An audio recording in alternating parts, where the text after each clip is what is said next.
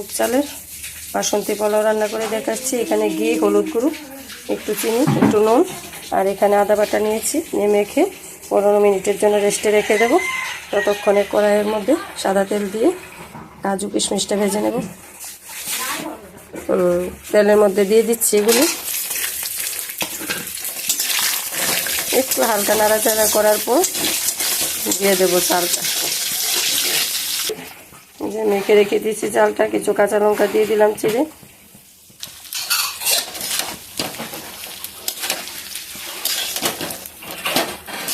ভাজা হয়ে গেছে।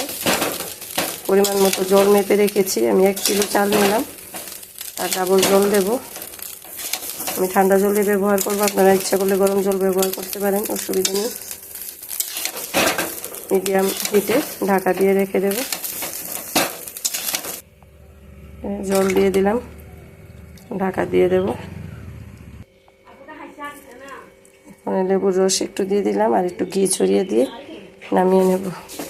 তাহলে আমার বাসন্তী পোলাও একদম তৈরি। লেবুর রসটা দিলে সেন্টটা খুব ভালো আসে, এই জন্য দিয়ে দিলাম।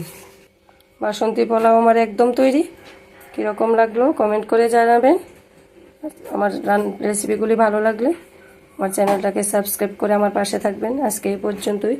পরে কোনো সুন্দর রেসিপির সাথে আবার দেখা হবে।